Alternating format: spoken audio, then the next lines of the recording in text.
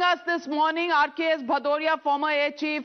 Good morning to you, sir. And this attack on Pakistan, the tri-services joint operation that has been done, how do you look at this? The precision, the planning, and some amount of misleading of Pakistan, which has taken them completely by surprise.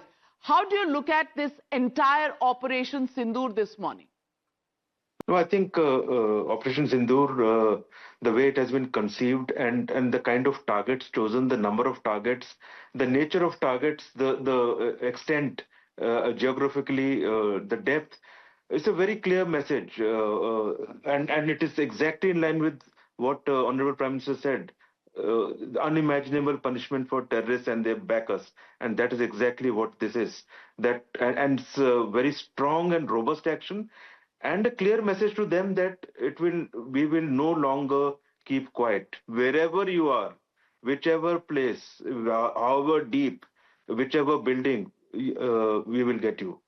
Also a message to the world, I think, that this is what we will do in case of any terrorist strike, and the world needs to also wake up to the reality of Pakistan, and they need to put their own pressures on Pakistan to get them to the right direction. Otherwise, this is would be the nature of things in times to come. They do a terrorist act, there will be unbearable punishment. Sir, the question tonight will be, are we expecting retaliation? Should we expect retaliation from Pakistan? And do you think this is the end of Operation Sindoor, or have we just seen phase one and there will be probably other phases? No, it is just the beginning, I think. Pakistan would certainly respond. They will not keep quiet because that is in the nature of their optics. If we have hit 9 targets, you can expect them for their own optics. They would at least choose 9, and if not 10 or 11 from numbers point of view. We really have to see the kind of targets they hit. We hit terror targets, terrorist infrastructure or sites. They have no such targets here. So they will end up, if they end up targeting some serious target related to defense, that will have its own repercussion. So they understand the escalation and what their actions can bring to the table. So let us see what they do. On our part, I think we have to expect that they would retaliate. Our own defenses, I'm sure everybody is deployed already.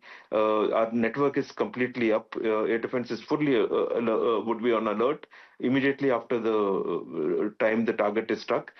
And we should be able to defend effectively whatever they target, so that we minimize our own damage. And our action would really be dictated by the extent of what they do, by the extent of damage they cause. So there would be some, I expect some a day or two of action that would pan out. And we should be prepared. We should also be prepared for escalation which can be even higher than this. Okay, could you give us a sense, because you had said during Balakot airstrikes that this was the demonstration of will.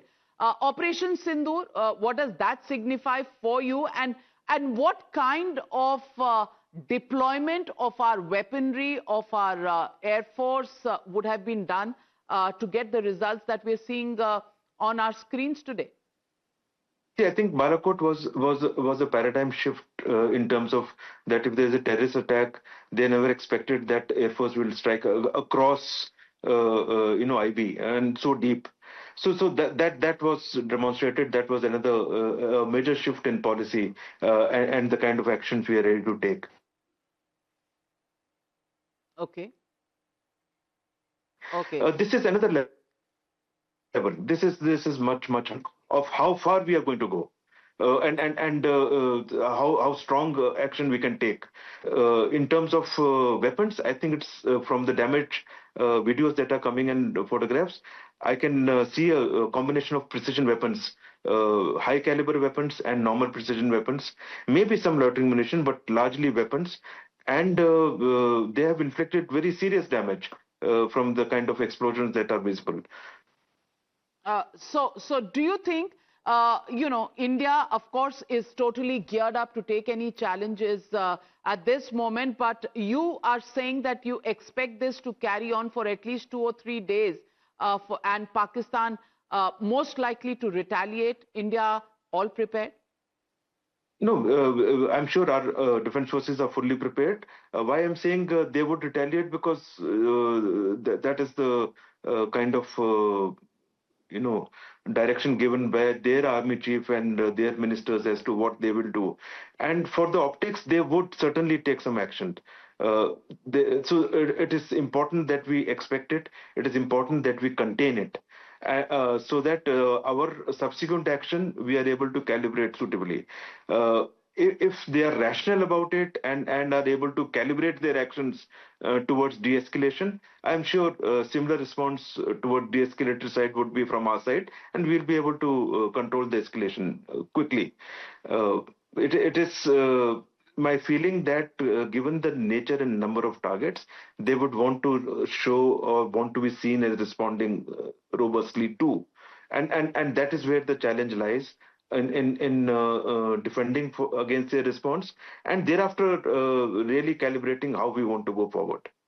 Well, my colleague Pranesh Roy also has a question for you. Go ahead, Pranesh.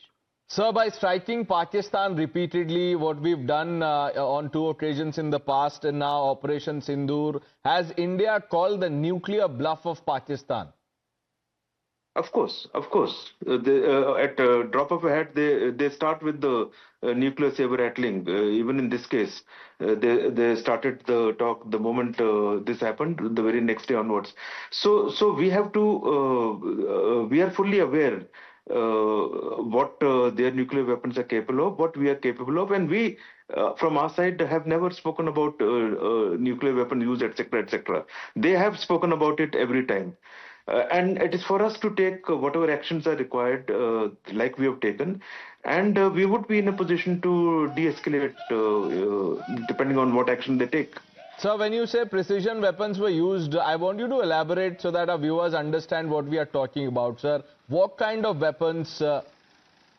We have precision weapons ranging from about 60 kilometers right up to 300 kilometers, 350 kilometers.